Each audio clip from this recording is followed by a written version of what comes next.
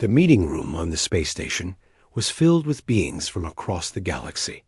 Admiral Jake Morrison sat at the far end of the table, watching as the other species talked about humans like they were not even there. The Zephyrians with their tall blue bodies and crystal armor spoke the loudest. The Corvan traders with their 6 arms moved papers around the table. The Valdris scientists with their big heads and small eyes stared at their data tablets. The humans cannot handle this. Mission, said War Commander Thexvol, his voice making the room shake. They are too weak, too new to space travel. We should give this job to a real military force. Jake kept his face calm, but inside he was angry. For 30 years, humans had been treated like children by the other species. They gave humans the boring jobs, mining rocks in space, carrying supplies from one planet to another, sitting in meetings where nobody listened to them. The human fleet is small, agreed Chancellor Vextar from the Corvan hegemony. Only 50 ships. We have thousands. Why should we trust them with protecting trade routes? High Scientist Mordone from the Valdris Confederation looked up from his tablet. Their technology is basic. Their weapons are old. Their ships are slow. Logic says they cannot succeed where others have failed. Jake finally spoke up. We may be new to space, but we learn fast. Give us a chance to prove ourselves. The room went quiet for a moment. Then War Commander Thexvol laughed, a sound like breaking glass. Prove yourselves? You have been in space for only 30 years. We have been fighting wars for thousands of years. What could you possibly know about real combat? The other species joined in the laughter. Jake felt his hands squeeze into fists under the table, but he kept his voice steady. We know enough. Enough for what? Asked Thexvol. Your species has never faced a real enemy. You have never fought a real war in space. You are like children playing with toys. The meeting went on for 2 more hours. The other species divided up the important jobs among themselves. The Zephyrians would guard the main trade routes. The Corvans would protect the merchant ships. The Valdris would handle the technical systems. Humans got the leftover jobs. Watching empty space sectors. Guarding supply depots that nobody wanted to attack. When the meeting ended, Jake walked back to his ship feeling tired. The other species filed out, still talking about humans like they were not smart enough to understand. He heard War Commander Thexvol tell another Zephyrian officer, maybe we should give them some coloring books to keep them busy. More laughter followed. Jake's ship, the Earth Defense Ship Horizon, was small compared to the massive Zephyrian war vessels. It looked simple next to the fancy Corvan traders. But Jake knew something the other species did not know. The Horizon. And ships like it were not what they seemed to be. On the bridge, Communications Officer Lisa Carter looked up from her station. Admiral, how did the meeting go? About as expected, Jake said. They think we're too weak to handle real work. Should I send a message to Earth Command? Asked Lisa. Not yet, but have them ready. Things are about to change. The truth was that humans had been preparing for this day for a long time. While the other species saw them as weak newcomers, humans had been watching and learning.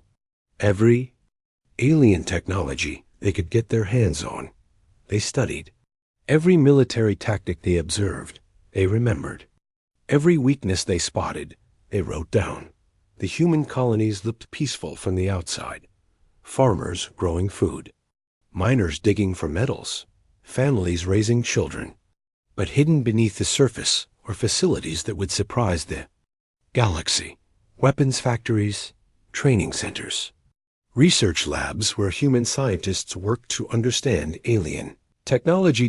Earth itself looked like a simple world to alien visitors. They saw the cities and farms and thought humans were just another peaceful species. They did not see the underground bunkers, the hidden space docks, the secret facilities where new ships were being built. For 30 years, humans had played the role of the weak newcomer. They took the insults. They accepted the small jobs. They let the other species think they were harmless. But they were also preparing. President Nathan Brooks sat in his office on Earth, reading reports from across human space. The other species had no idea how many humans were really out there. They thought there were maybe a few million humans on a dozen worlds. They did not know about the secret colonies, the hidden bases, the millions of humans who had been training for the day when they would need to fight. "Sir," said his aide, Secretary Helen Adams, "we just got word from the Altarian system. The Zephyrians are moving in." Brooks looked up from his reports. The Altarians were a peaceful species that had never hurt anyone. They made art and music and studied the stars. They had no military and no weapons. They were exactly the kind of people that bullies like to pick on. "How many ships?" Brooks asked. 200 Zephyrian vessels, Helen said. "They say the Altarians are in their way and need to be moved." Brooks felt sick. The Altarians had been friends to humans from the beginning. When other species looked down on humans, the Altarians had been kind. They shared their knowledge and their culture. They treated humans like equals. "What does the Galactic Council say?" Brooks asked. "They say it is an internal matter. The Zephyrians can do what they want in their sector of space." Brooks stood up and walked to the window. Outside, he could see normal people going about their daily lives. They had no idea that their government was about to make a decision that would change everything. "Sir," Helen said quietly, "the Zephyrians are also making threats about the Kepler system. They say human expansion is getting too close to their territory." Kepler system. 2 million human colonists, families, children, people who had moved to the stars looking for a better life. The Zephyrians were talking about attacking them just to send a message. Brooks made his decision. "Get me Admiral Morrison. Tell him I want to talk about Protocol 7. Helen's eyes went wide. "Sir, are you sure? Once we start Protocol 7, there's no going back. The whole galaxy will know what we really are." "The galaxy already knows what we are," Brooks said. "They think we're weak. They think we're harmless. They think they can push us around forever. It's time to show them they're wrong." He turned back to the window. In a few hours everything would change. The human race would stop pretending to be weak. They would stop hiding their real strength. The other species would learn that humans were not the helpless newcomers they appeared to be. "Helen, send a message to all human colonies. Tell them to prepare for what's coming. And send a message to the Zephyrians. Tell them they have 24 hours to leave Altarian space. And if they don't?" Brooks smiled, but it was not a happy smile. "Then they'll learn why humans spent thousands of years fighting each other. They'll learn what we really know about war." The message went out across human space. In hidden facilities, people began waking up systems that had been sleeping for decades. On secret bases, soldiers put on uniforms they had hoped never to wear. In shipyards that did not officially exist, crews began preparing vessels that would shock the galaxy. The age of hiding was over. The age of human military might was about to begin. The message from Earth reached every human colony at the same time. 3 simple words: Protocol 7 active. People who had been living normal lives suddenly had new jobs to do. Farmers became soldiers. Miners became engineers. Teachers became commanders. The human race was waking up. On Luna Base, Director Amy Watson walked through halls that most people had never seen. The base looked like a simple research station from the outside. But deep underground, massive machines were starting to work. These machines had been built in secret over many years. They had been waiting for this moment. "All systems are coming. Online, reported her assistant, Commander Tony Martinez. The Prometheus defense grid will be ready in 6 hours. Amy nodded. The Prometheus defense grid was a network of weapons satellites that had been disguised as communication equipment. For decades, other species had seen them as harmless human technology. They had no idea each satellite could destroy a battleship. What about the manufacturing plants? Amy asked. Mars facility is at full power. Europa station is ready. Titan. Base is warming up. We can start producing ships within 12 hours. Amy smiled. The other species thought humans were slow to build things. They did not know about the automatic factories that had been hidden all over the solar system. These factories could build a warship in 1 day. They could build 100 warships in a week. On Mars, Colonel Ryan Blake stood in the control room of the Spartan manufacturing complex. The facility was buried deep under the red planet's surface. From space, it looked like a simple mining operation, but it was really the largest weapons factory in the galaxy. Status report, Blake said to his team. All production lines are active, said his chief engineer, Lieutenant Julia Roberts. We're building the new ships according to the latest designs. The first ones will be ready tomorrow. Blake looked at the screens showing the factory floor. Robots were building ships that looked nothing like the old human vessels. These new ships were sleek and dangerous. They had weapons that could punch through any alien armor. They had shields that could stop any alien attack. How many ships can we build? Blake asked. At full production, we can build 50 ships per day. But, sir, the designs are incredible. Each of these ships is more powerful than anything the other species have. Blake had seen the designs. Human engineers had spent 30 years studying alien technology. They had learned from every species they met. Then they had made it better. The new human ships were faster than Zephyrian vessels. They had better weapons than Corvin ships.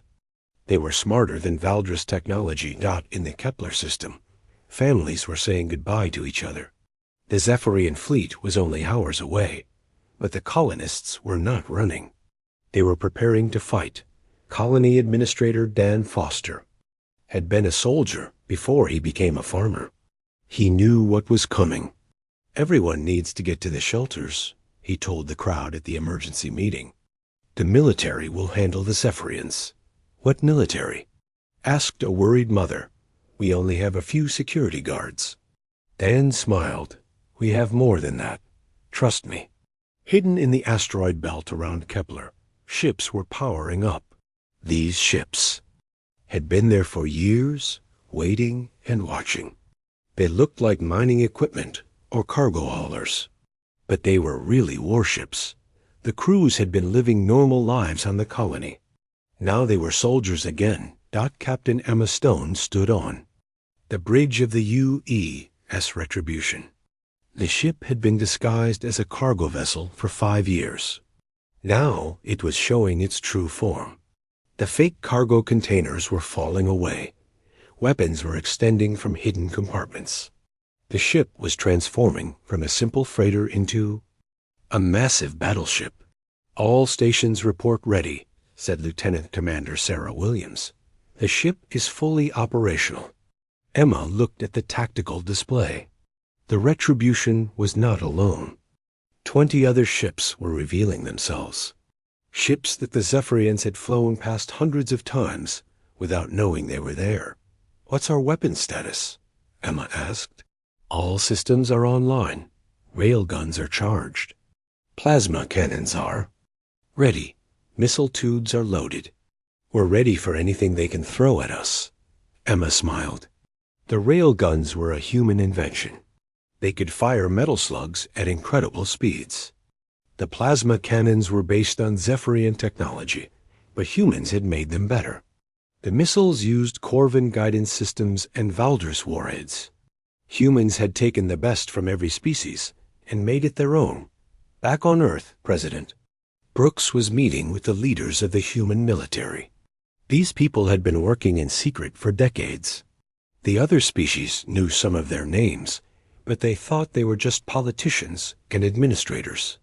They had no idea they were really generals and admirals. "Status report," Brooks said. "All fleets are ready," said Admiral Morrison through the video link. "The Zephyrians don't know what's coming." "Are you sure we can win?" Brooks asked. "Mr. President, we've been preparing for this fight for 30 years. We know everything about their ships, their weapons, their tactics. We've studied every battle they've ever fought. We know their weaknesses better than they do." General Kate Morris spoke up from her command center. "Sir, our intelligence network has been watching them for decades. We know where every Zephyrian ship is. We know their supply lines. We know their command structure. They think they're fighting simple humans. They're about to learn they're fighting a species that has been at war for thousands of years." Brooks nodded. Humans had been fighting each other for all of recorded history. They had learned every trick, every strategy, every way to defeat an enemy. Now they were going to use that knowledge against aliens who had never faced anything like it. "What about the other species?" Brooks asked. "The Corvins, the Valdris, the others?" "They're watching and waiting," said Admiral Morrison. "They think the Zephyrians will crush us easily. Then they'll divide up human space among themselves. They have no idea what's really about to happen." The meeting ended with a simple order: show them what humans can do. Across the galaxy, the other species were preparing for what they thought would be an easy victory. The Zephyrians were confident. They had never lost a battle. Their ships were powerful. Their weapons were advanced. Their soldiers were experienced. War. Commander Thexvol sat in his command chair aboard the flagship Crystalfire. Around him, his officers were discussing the upcoming battle. "The humans have maybe 10 ships in the system," said one officer. "We have 200.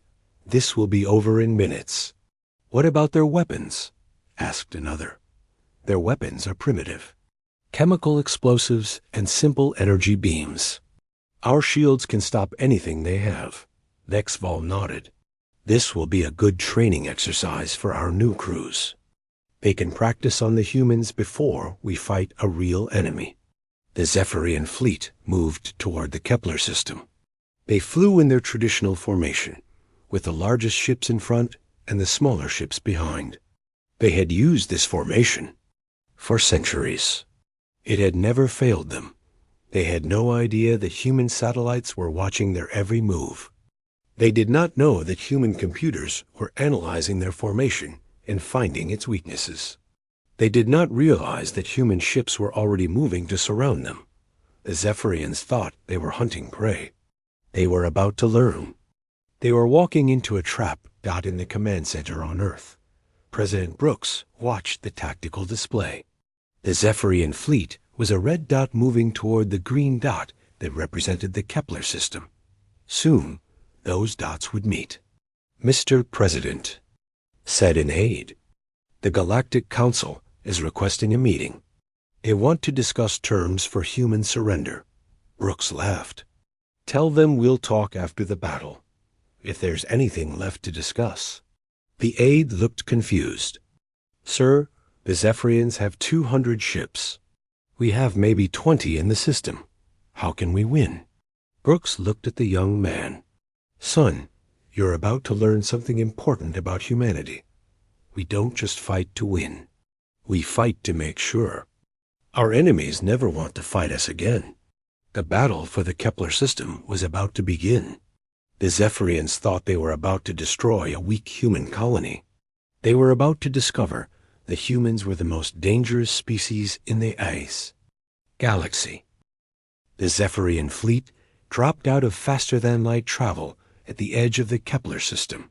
War Commander Thexvol stood on the bridge of his flagship, looking at the tactical display. The system looked normal. A few small ships moving around. Nothing that looked like a threat. "Scan the system," he ordered. "Find their defenses." His sensor officer worked at his station for several minutes. "Sir, I'm detecting 23 human ships.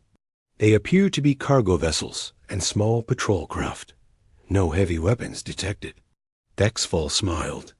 23 ships against 200. This will be over quickly. But the human ships were not what they seemed. Captain Emma Stone watched the Zephyrian fleet from the bridge of the U.S. Retribution. Her ship still looked like a simple cargo vessel, but that was about to change.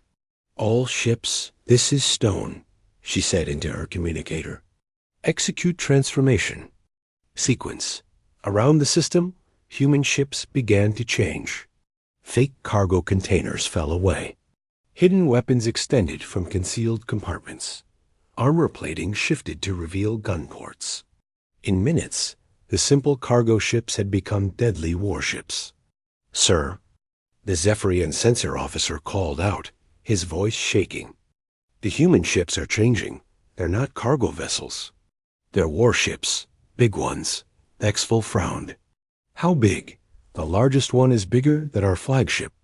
And sir, I'm detecting weapons I've never seen before. Power readings are off the charts."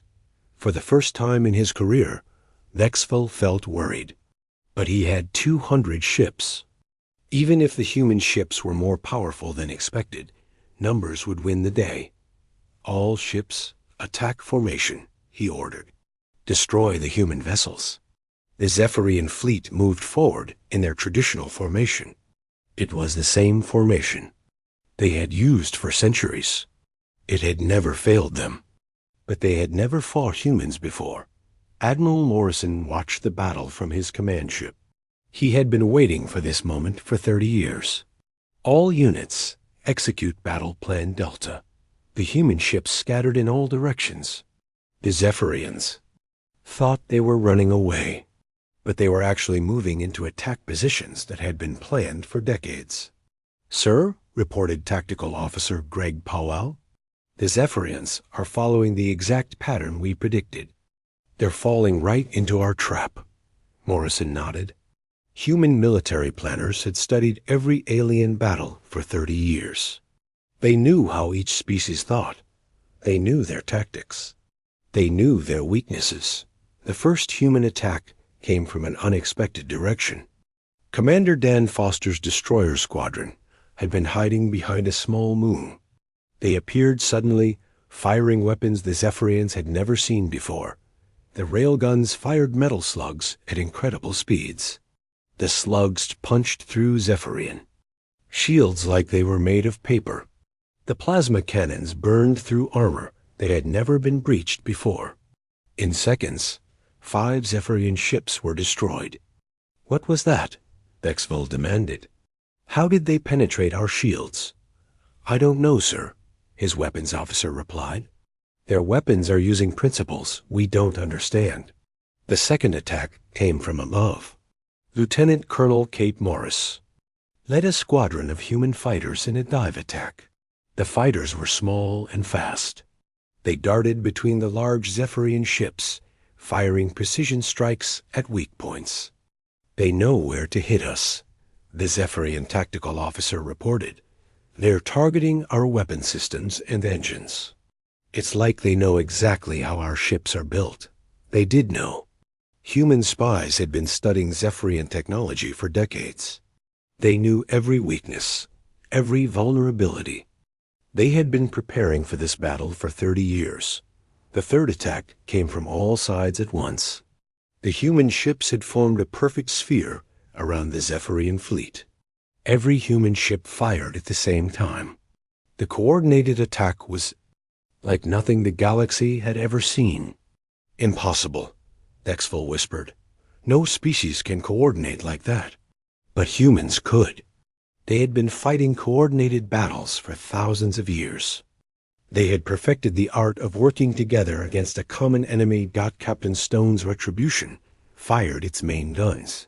The railgun slugs moved so fast they were invisible. They hit 3 Zephyrian ships in a perfect line, destroying all 3. The plasma cannons followed, cleaning up the wreckage. "Direct hit on the crystal fire," reported Lieutenant Commander Williams. "Their shields are down to 30%, Stone smiled. "Target their engines. I want them alive but helpless. The battle lasted exactly 47 minutes. When it was over, the entire Zephyrian fleet was floating dead in space. Not destroyed, but disabled. Their weapons were gone. Their engines were dead. Their shields were down. But their life support was still working. "Sir," reported Communications Officer Lisa Carter from Admiral Morrison's ship, "we are receiving surrender signals from all remaining Zephyrian vessels." Morrison looked at the tactical display. Of the 200 ships that had attacked, only 50 were still in one piece. The others had been destroyed, or so badly damaged they were breaking apart, but the crews of the surviving ships were still alive. "Open a channel to War Commander Thexville," Morrison ordered. The Zephyrian commander appeared on screen. His proud face was now filled with shock and fear. "How?" he asked simply. "You made a mistake," Morrison said calmly. "You thought humans were weak because we're new to space. But we're not new to war. We've been fighting wars for thousands of years. We've been fighting each other since we learned to make tools." "Your weapons," Thexville said, "they're impossible. They're human. We took your technology and made it better. We took Corvin technology and made it better. We took Valdra's technology and made it better. Then we combined it all in ways you never imagined." Morrison paused. "We've been watching you for 30 years. We know your tactics. We know your weaknesses. We know how you think. You know nothing about us. What do you want?" Thexville asked. "We want you to go home.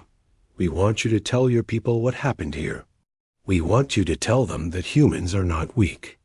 We want you to tell them that attacking human colonies is a very bad idea." Morrison's voice got harder. "And we want you to leave the Altarians alone. They're under our protection now. The Galactic Council will never accept this," Thexville said. "They'll unite against you." Morrison smiled. "Let them try. We've been preparing for that too." The human ships began moving the disabled Zephyrian vessels toward the edge of the system. They were not destroying them. They were sending them home with a message. "Admiral," reported Communications Officer Carter, "we're receiving emergency transmissions from the Corvin Hegemony, the Valdris Confederation, and 17 other governments. They all want to talk." "I bet they do," Morrison said. "Tell them we'll get back to them. Right now, we have some cleanup to do." The human ships worked together to repair the most damaged Zephyrian vessels. They gave them enough power to get home.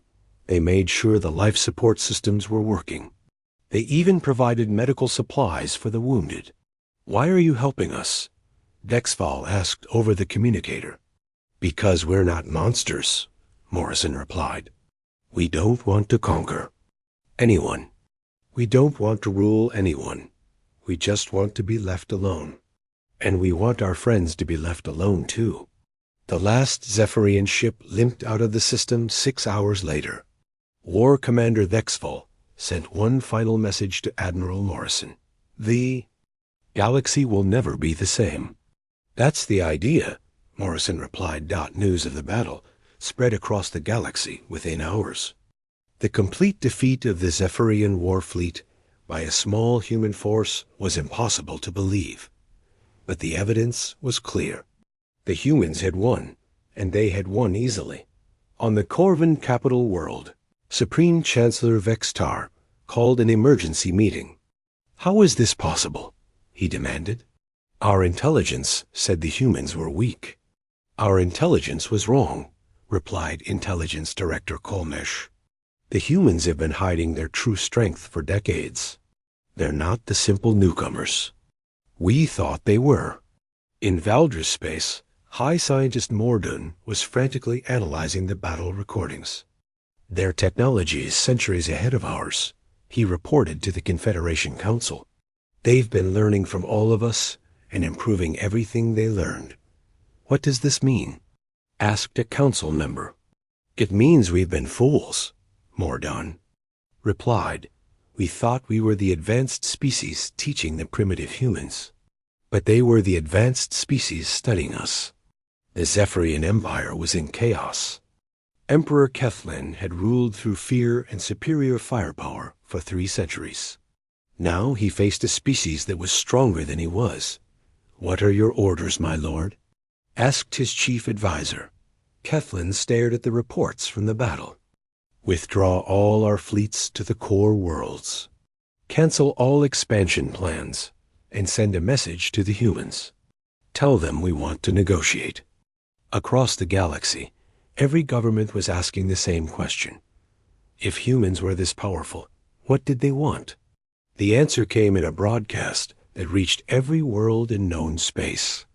President Brooks appeared on screens throughout the galaxy, flanked by Admiral Morrison and other human leaders. "People of the galaxy," Brooks said in a calm voice, "today you learn that humans are not what you thought we were. We are not weak. We are not simple. We are not helpless." The broadcast showed footage of human military capabilities that shocked alien analysts. Weapons that could crack planets. Ships that could outrun anything in space. Defenses that could stop entire fleets. "We have been preparing for this D." The recordings from the Kepler system played on screens across the galaxy. Military commanders who had fought for centuries watched in silence. Scientists who thought they knew everything about technology stared in confusion. Politicians who had built their careers on being stronger than humans suddenly found themselves very worried. On the Corvon capital world, Supreme Chancellor Vextar sat in his private office, watching the battle footage for the 10th time. His 6 arms moved nervously as he tried to understand what he was seeing. "Pause it there," he told his aide. "Look at that formation. The humans surrounded the entire Zephyrian fleet. 200 ships, and they surrounded all of them. Intelligence." Director Kolmesh pointed at the screen. "Sir, our analysts say this is impossible. No species can coordinate that many ships so perfectly. The timing would have to be exact to the second." "But they did it," Vextar said quietly. "They did it like it was easy." The Corvins had built their empire on trade and numbers. They had thousands of ships, but they were merchants, not warriors. They had always relied on hiring other species to fight their battles. Now they were facing a species that could destroy any military force in the galaxy. "What do we know about human technology?" Vextar asked. "More than we thought we knew," Kolmesh replied. "Our trade ships have been visiting human colonies for 30 years. We thought we were selling them advanced technology. It turns out they were buying it to study it. Study it how? They were learning how it worked. Then they were making it better. Sir, every piece of technology we sold them, they improved. Every weapon design they saw, they perfected. We thought we were making money selling to primitive aliens. We were actually teaching the most advanced species in the galaxy." Vextar felt sick. "How many human colonies are there really?" "We thought there were maybe 20. Our new intelligence reports suggest there might be over 100 hidden colonies that we never knew about. Secret bases that have been watching us for decades." "And their military?" "Sir, we have no idea how big their military really is." "What?" "We saw at Kepler might have been just a small part of their total force." In the Valdris Confederation, High Scientist Mordun was having an even worse day. The Valdris were supposed to be the smartest species in the galaxy. They were the ones who understood technology better than anyone else. But the human weapons had used principles that Valdris science could not explain. "The railguns," Mordun said to his research team. "How do they work?" "We don't know," replied his chief assistant. "The metal slugs they fire are moving faster than our sensors can track. The amount of energy required should be impossible to generate. And the plasma cannons? They're based on our own technology, but improved in ways we never imagined. They're more powerful, more efficient, and more accurate than anything we've ever built." Morden walked to the window of his lab. Outside, he could see the great cities of the Valder's homeworld. Tall towers filled with the smartest beings in the galaxy. Or so they had thought. "How long have the humans been ahead of us?" he asked. "Based on what we've seen, probably for decades. Maybe since they first entered space. We thought we were the teachers. They were the students who had already surpassed us. The Valdris had always been proud of their intelligence. They had invented most of the technology that other species used, but humans had taken that technology and made it better. They had done it quietly, without anyone noticing. "Sir," said another scientist, "we've been analyzing the battle formations the humans used. They're based on mathematical principles we've never seen before. It's like they understand warfare in ways we never imagined." Mordaunt nodded sadly. "Send a message to the Confederation Council. Tell them we need to open negotiations with the humans immediately. We have a lot to learn from them." The Zephyrian Empire was in complete chaos. Emperor Keflin had called an emergency meeting of the Crystal Council, the most powerful Zephyrian. Leaders sat around a table made of pure crystal, their faces reflecting their shock and fear. "War Commander Thexful," the Emperor said. "Tell the Council what you saw." Thexful stood up slowly. His proud warrior's bearing was gone. He looked like a soldier who had seen too much. "My lords, the humans are not what we thought they were. They are not weak. They are not primitive. They are the most dangerous species I have ever encountered." "How can that be?" asked one council member. "They've only been in space for 30 years. "They've been in space for 30 years, Thexful replied. "But they've been at war for thousands of years. They've been fighting each other since they learned to make weapons. They know things about warfare that we've never imagined." "But our technology is superior," protested another council member. "No, it's not," Thexful said simply. "Their weapons are better than ours. Their ships are faster than ours. Their tactics are more advanced than ours. Everything we thought we knew about military power is wrong." The Emperor leaned forward. "What do you recommend?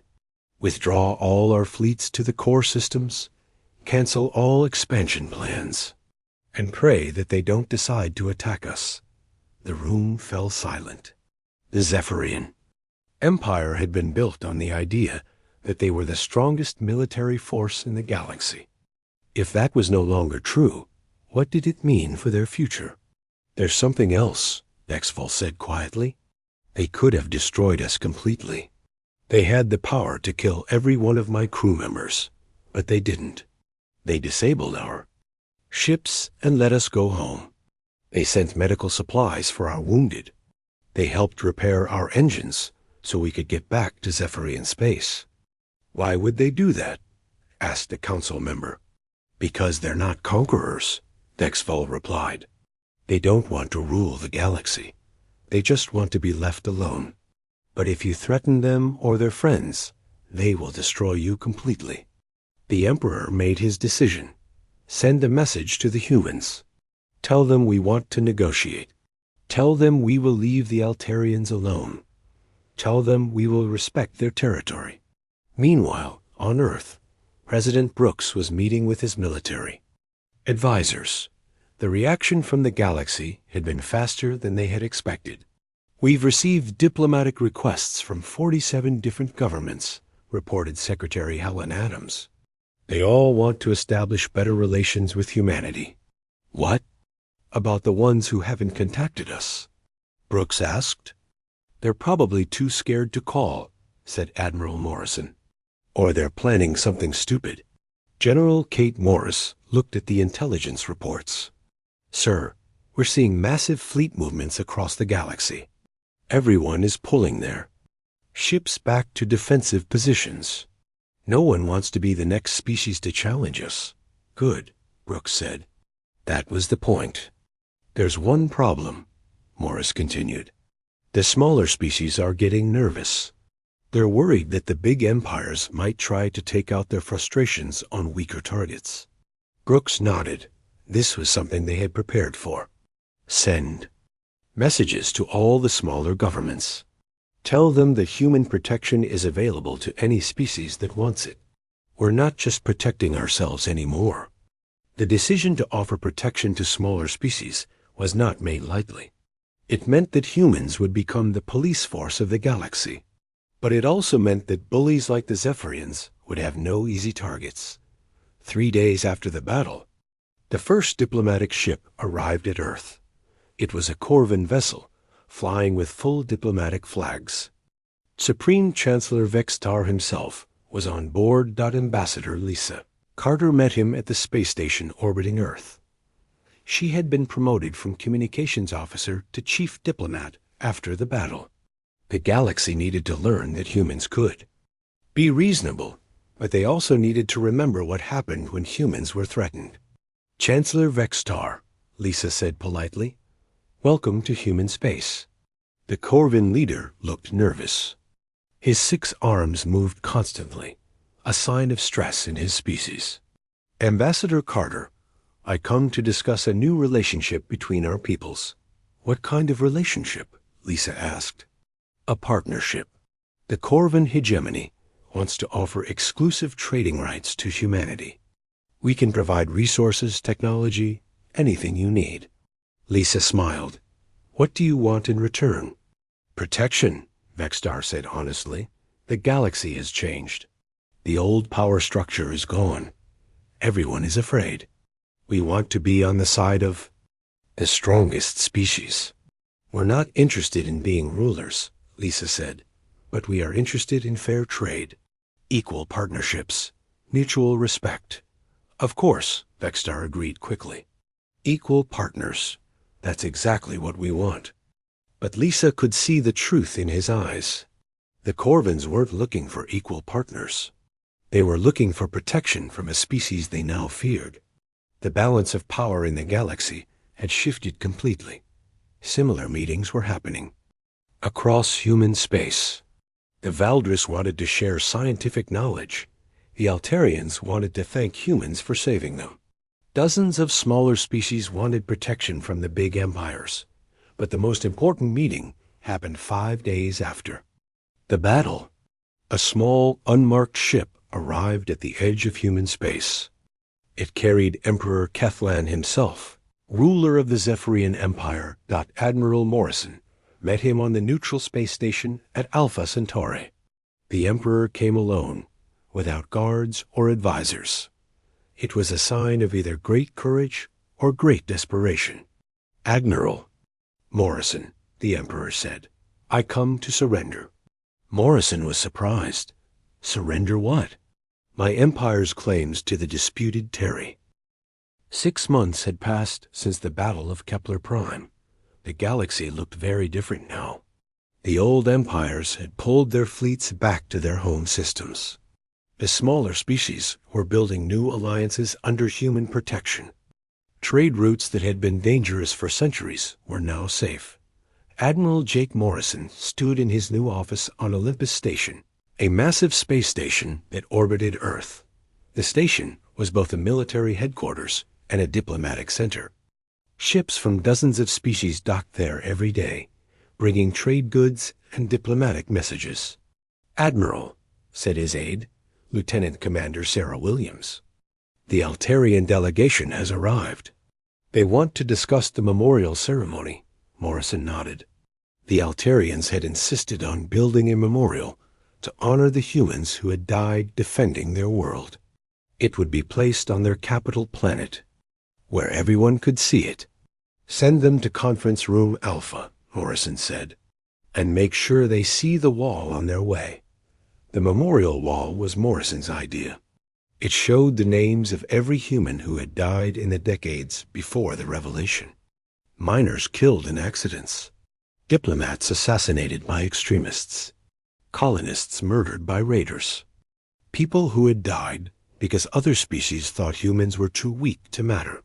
The wall reminded everyone why humans had chosen to reveal their strength.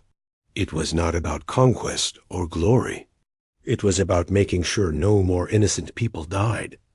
Because bullies thought they could get away with it, Captain Emma Stone was now in command of the Terra Defense Fleet. Her ship, the UES Retribution, led patrols throughout human space and beyond. Today she was escorting a convoy of Corvan merchant ships through what used to be dangerous space. "Captain," reported Lieutenant Commander Tony Martinez, "the convoy is secure. No pirate activity detected." Emma smiled. Pirates had been a major problem in this sector for decades.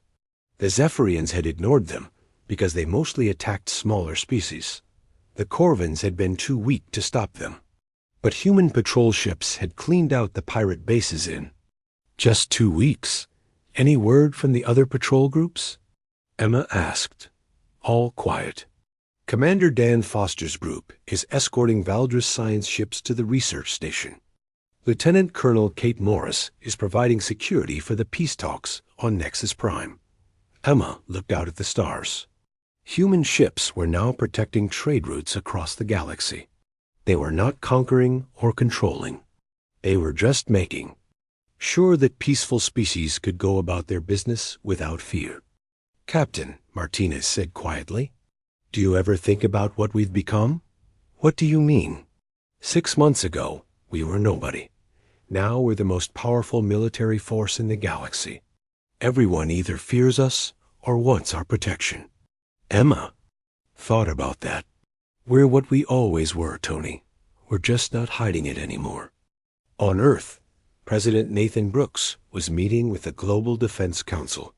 The room was filled with representatives from every human colony. They were discussing the future of human involvement in galactic affairs. "The question," Brooks said, "is how much responsibility we want to take for galactic peace." "We're already taking a lot," said Governor Lisa Carter from the Kepler colony. "Our ships are patrolling everywhere. Our diplomats are mediating disputes. Our protection agreements cover half the galaxy." "And it's working," added General Kate Morris. "Galaxy-wide conflicts are down 90% from last year. Trade is up. Most species are focusing on internal development instead of fighting each other." Defense Secretary Helen Adams looked at the reports. "The costs are manageable. Our manufacturing capabilities are more than sufficient. And the other species are contributing resources and technology in exchange for protection." "What about the long term?" asked Brooks. "Do we want to be the galaxy's police force forever?" "Maybe we don't have a choice," said Admiral Morrison, joining the meeting by video link from Olympus Station. "We revealed our strength. Now everyone expects us to use it responsibly." "And maybe that's not a bad thing," added Colonel Ryan Blake. From Mars Command, the old system wasn't working.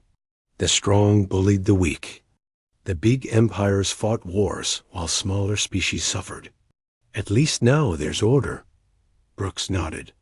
The truth was that humans had brought more peace to the galaxy in 6 months than the old system had managed in centuries. Maybe it was their responsibility to keep it that way. Meanwhile, in the former territories of the Zephyrian Empire, War Commander Thex Fall was learning to live with the new reality.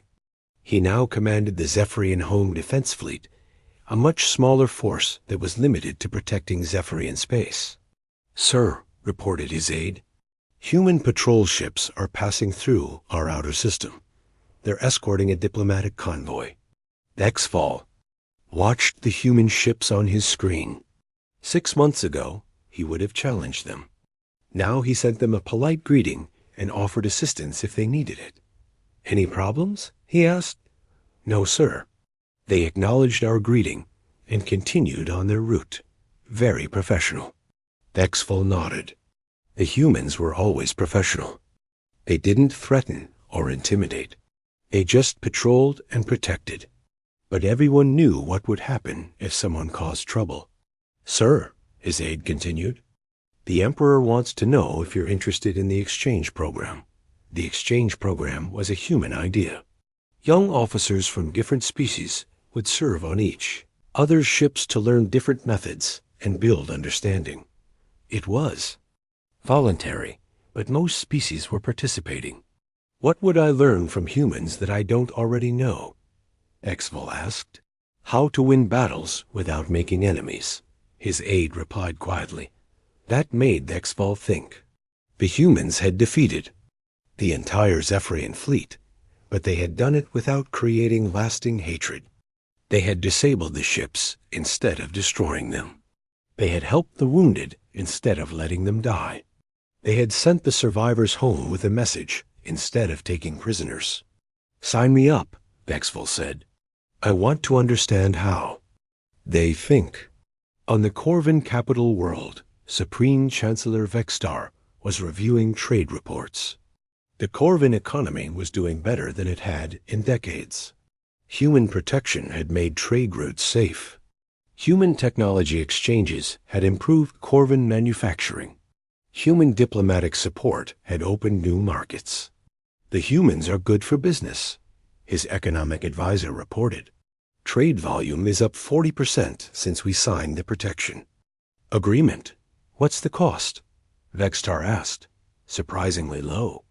They don't demand tribute or taxes. They just want fair trade agreements and mutual respect. Vextar smiled. The Corvins had expected the humans to be like other powerful species. They had expected demands for resources, territory, or political control. Instead, the humans seemed genuinely interested in everyone's prosperity. There's something else, his advisor continued. The humans are sharing technology. They're teaching. Use how to improve our manufacturing processes. They're showing us better ways to organize our trade networks. Why would they do that? I think they want everyone to be successful. Prosperous species are peaceful species. And peaceful species don't cause problems that require military solutions. It was a smart strategy. Instead of ruling through fear, humans were building prosperity. Instead of conquering territory, they were creating relationships. Instead of demanding obedience, they were earning respect. In the Valders Confederation, High Scientist Mordon was working with human researchers on a joint project. They were developing new medical technologies that could help dozens of species. Your mathematical models are remarkable, Mordon told his human counterpart, Dr. Julia Roberts. You've solved problems we've been working on for decades. We had good teachers, Julia replied. We learned from all of you. Then we found ways to combine different approaches. That's what's so impressive, Mordon said. You didn't just copy our technology. You understood the principles and made them better. The Joint Research Station was another human innovation. Instead of keeping scientific advances secret, they were sharing knowledge with species that contributed to the research. It was creating advances that no single species could achieve alone. Dr. Roberts, Mordon said, may I ask you a personal question? Of course. Why are humans so different from other powerful species? The Zephyrians conquered through force. The Corvins controlled through trade monopolies. The Valdris led through technological superiority, but humans seem to lead through cooperation. Julia thought about that. Maybe it's because we know what it's like to be the underdog. For 30 years, everyone treated us like we were inferior. We remember how that felt. We don't want to make others feel that way. But you could, Mordon pointed out. You have the power to conquer the galaxy. If you wanted to. That's exactly why we don't want to, Julia replied. Power without restraint leads to corruption. We've seen it happen in our own history. The species that last the longest are the ones that know how to use power responsibly. As the months passed, the new galactic order became more stable. The Human Protection Network covered most of the galaxy. Trade was flourishing. Scientific cooperation was advancing knowledge at an unprecedented rate. Military conflicts were becoming rare, but the most important change was in how species thought about each other. The old galaxy had been based on the idea that might makes right. The new galaxy was based on the idea that everyone deserved protection and respect. On Olympus Station, Admiral Morrison received a report that made him